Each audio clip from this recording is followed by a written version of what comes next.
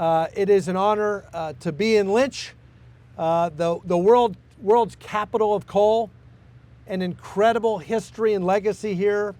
115 years of mining coal right here to literally power America. And I want to recognize the memorial to the fallen miners over here. It just goes to show the heroism of the coal miners over the years, over the decades, over a century of coal mining here in eastern Kentucky that has powered a great country and has given us the freedoms that we all enjoy today, the prosperity that we all enjoy today. And for the miners who are here with us in 2026, joining us today, thank you all for what you have done, the careers that you've committed to. Because if you think about it, it's not just a job, it's not just a paycheck, it literally is patriotic work that powers our country and defends our country. Thank you. So I took a tour of Portal 31, the historic Portal 31 here, the coal mine where there's so much history. And from the 19-teens until the 1960s, hundreds of tons of coal came out of that mine to power our country. And it was not just about jobs, paychecks, and the prosperity of the American people. There's stories about that mine dating to World War I, and then again in World War II, where the men in those coal mines were given exemptions to be drafted because the government of the United States understood how critical and vital that coal mine was to the steel production for the war effort. That this coal production here in southeast Kentucky was vital to our national security and helped us win the war and liberate the world from tyranny. That's how important these coal miners were to our country over the last century. Well, coal was important then to our national security, and I am here today in Harlan County, Kentucky, to tell you that coal mining is essential and as important as ever to our national security today in 2026.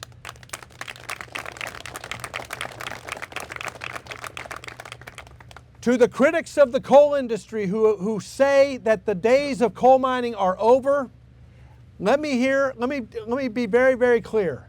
Those people are wrong. They are dead wrong. In fact, there is a future for coal, not because we just want it to be the future. We have to have it in order for us to win the race for the future technologies. And we have adversaries that are racing ahead in artificial intelligence, in quantum computing, digital assets, and energy-intensive technologies that we cannot afford to lose. I serve on the select committee with the strategic competition with the Chinese Communist Party. I serve on the Financial Services Committee and the Foreign Affairs Committee. The competition with the Chinese Communist Party in AI is very, very serious, and we need coal to win that race. So we all know what has happened over the last 20 years or so, the war on coal, all of the overregulation. It's not just environmental regulation that has shut down the coal-fired power plants and the mining activities. It's also the debanking and the politicization of finance that has deterred capital from flowing into these energy companies. As a result of this war on coal, we have seen the share of total electricity generation by coal plummet from 44% of electricity generation in this country to about 15% in 2024. We've lost over 100 gigawatts of coal-fired power capacity in this country over the last 15 years. And they've devastated jobs in eastern Kentucky. We've lost 15,000 direct coal mining jobs and thousands of more indirect jobs. That's an 80% reduction in coal mining employment in Kentucky. And what has that meant for the people of Kentucky? Skyrocketing electricity costs.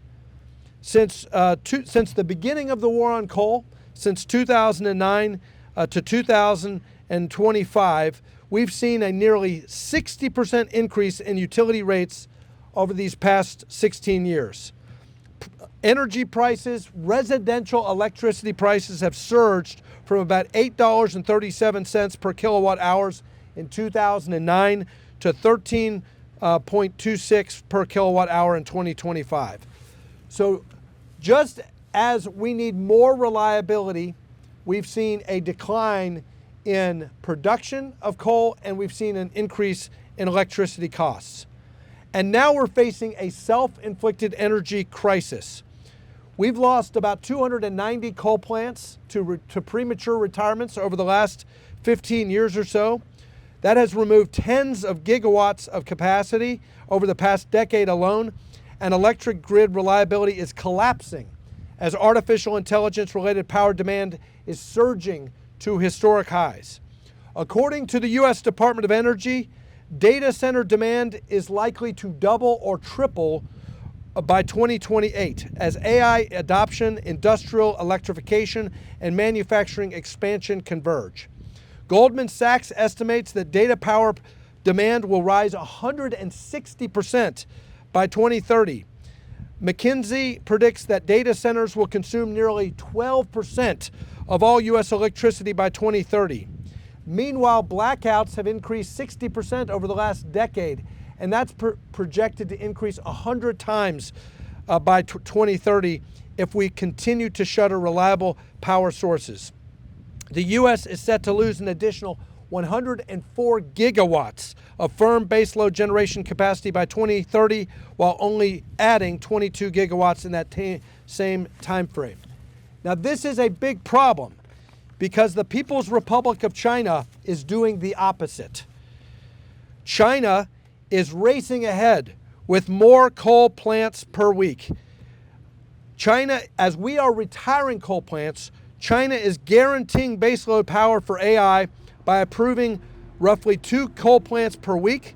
China installed 48 gigawatts of new coal-fired generation capacity and approved 67 gigawatts of further coal capacity in 2024 alone. The CEO of NVIDIA, the most sophisticated chip maker in our country and in the world, Jensen Huang, who as a boy attended Oneida Baptist Institute in Clay County, Kentucky, and knows this region, said that China could win the AI race and is, quote, nanoseconds behind the United States and advancing fast. So our call is clear. We need coal to win the AI race, to make sure that we make America competitive and we defend our national security in 2026 and beyond.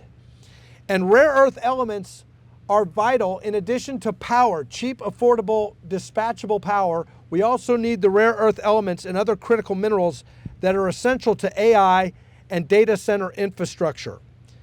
These minerals can be found in coal.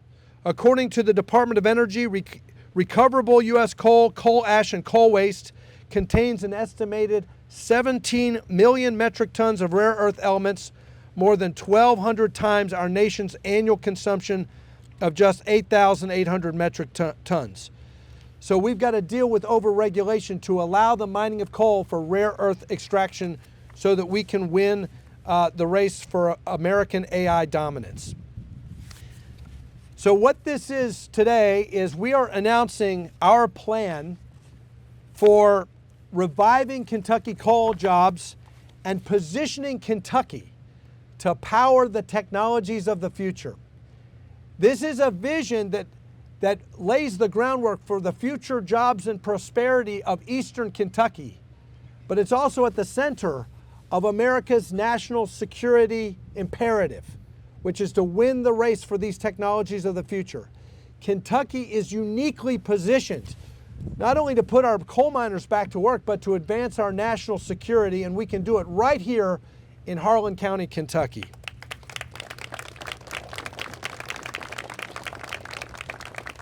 I won't go through all the details, but I'm not just talking about a plan for the future. I'm working on it today. I'm working on it with President Trump and with his cabinet.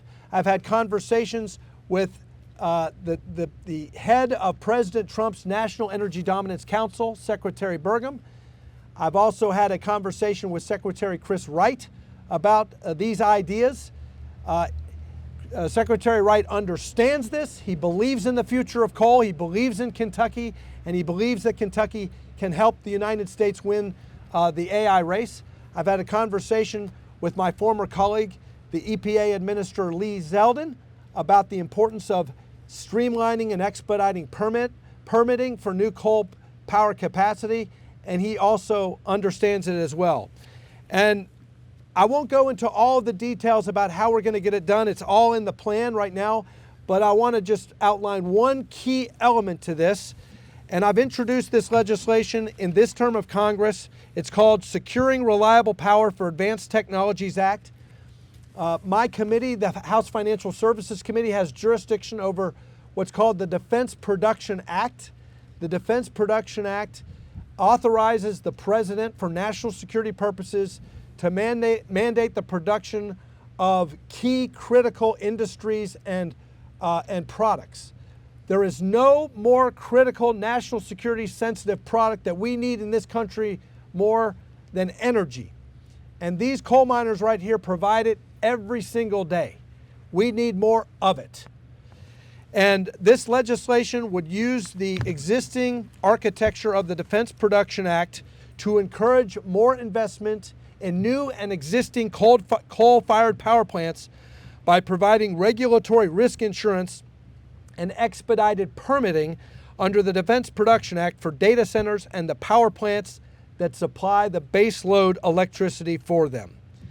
So with that, I want to just once again thank the people of Harlan County for allowing me to come to the world's coal capital to announce this proposal. This is something that we're working on now in Congress and something that I want to take with me to the United States Senate to see through fruition, because the people of Eastern Kentucky deserve it. The coal miners of Eastern Kentucky deserve their jobs back, and because the people of this country are depending, just like they did in World War I and in World War II, the people of this country are depending on the coal miners of Kentucky to defend our national security and make sure we win the race for the technologies of the future. Thank you very much.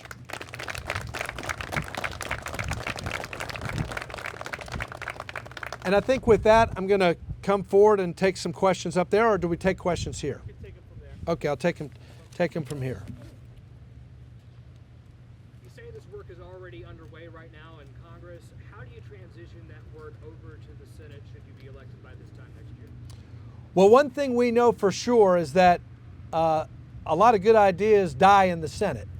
And so we need the fortitude, the perseverance, the vision of our next United States Senator to see this, these set of bills seen to passage and get to the President's desk. We need this vision implemented not just in the House but in the Senate as well. This is not easy work. There are a lot of critics of the coal industry.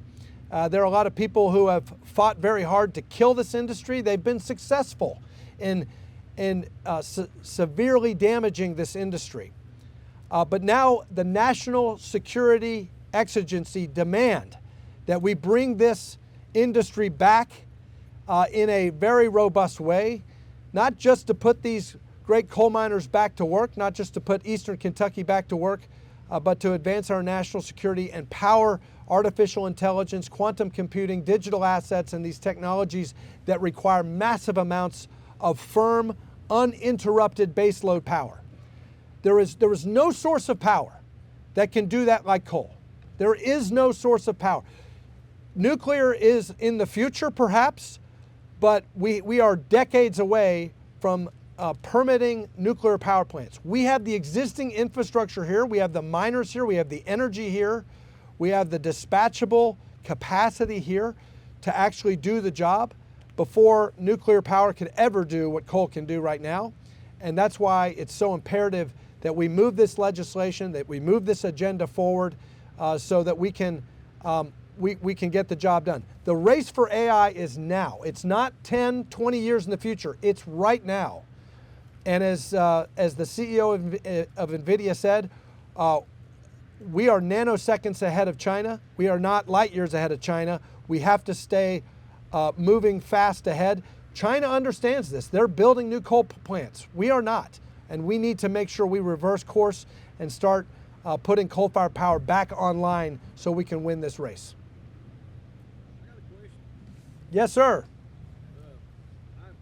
If my problem is the railroads, Congress is letting the railroads take up track. It's amazing. Track. They're taking up. You know, believe it. It's not just up in Harlan County. It's all over eastern Kentucky. They're taking trackers. Old Fort Southern, CSX. I know. I used to work for them. Yes, sir. That's going to hurt if they keep taking the track. You're exactly right. And, you know, I represent Central Kentucky, but I represent some of Eastern Kentucky too. I represent Estill County. You know, they're the Estill County engineers. A lot of retired railroaders. Yes, sir. That's right. They took up that track. A lot of retired railroaders up there in my neck of the woods in Estill County. We want to bring these railroaders back, and we want a robust. We're going to have to rail a lot of this still to power plants, and so it's really important that we work with the railroads and let them know there's a future in hauling coal, and also the trucking industry too. But I want to say something else about that. A big chunk of the cost of coal is transportation costs, whether you're barging it down the Ohio River, whether you're sending it across the ocean. And by the way, American coal is going to China right now because that's where the demand is. There's transportation costs associated with that. There's transportation costs associated with transporting coal from the mine on rail to the power plant. What we're talking about now today, though, is the opportunity that didn't exist 20 years ago, 50 years ago, where we can create modular power plants right at the mine. They're talking about modular nuclear reactors. We can do that for coal as well. Some of the innovative companies are actually represented here today, where they have the vision of working with the hyperscalers, working with the data center companies. And by the way, they have a lot of capital, private capital, that they're willing to deploy in building these data centers, hiring the construction jobs, hiring the people to maintain them. But what they need and what they don't have is a reliable, firm source of uninterrupted power. That's what Eastern Kentucky can provide all of them. And if they build the power sites right next to the mines, you can provide behind the meter supply of dedicated power to these data centers. That's the vision. It's both in terms of transporting the coal to the power plants, wherever they may be, but it's also about these new modular coal-fired power units that can be totally dedicated to attracting these AI jobs right here to Eastern Kentucky. Congressman, how would you contrast your vision for a coal-dominant energy future in Kentucky with your opponents in this race? Well, with the Democrats, it's pretty obvious. They are complicit in the war on coal. They continue to wage the war on coal, and they can continue to be suckered by the climate alarmists that coal is somehow bad for our country. Coal is not bad for our country. Coal is essential for our country, and coal is essential for the future of our country. Now, with my Republican opponents, one of my opponents was part of the effort to prematurely retire these coal-fired power plants when he was Attorney General. He supported the premature retirement of the Mitchell plant in West Virginia. He refused to defend the existing coal generation capacity. And then my other opponent was full-throated embracing of the radical climate agenda with signing the ESG CEO pledge, embracing the Paris Climate Accord. He's worse than the Democrats. So when it comes to who is going to actually stand for coal, there's only one candidate for United States Senate who has a plan. It's a workable plan. I'm working on the plan today in Congress. I'm working with the Trump administration, with the President, with the Secretary of Energy, with the Secretary of Interior, with the EPA administrator. This is a plan that I've worked on in collaboration with the Trump administration. It is a plan that I believe in, and it's a plan that, if elected, I will work on day in and day out to put the people of Kentucky and Eastern Kentucky back to work. Thank you all very much, and God bless Harlan County. God bless these coal miners, and God bless the Commonwealth of Kentucky and the United States. Thank you very much. Thank you, guys. Thank you. We want a future. We want a future here, just like we've had a heck of a history. Thank you, guys. Thank you very much. Thank you. Thank you.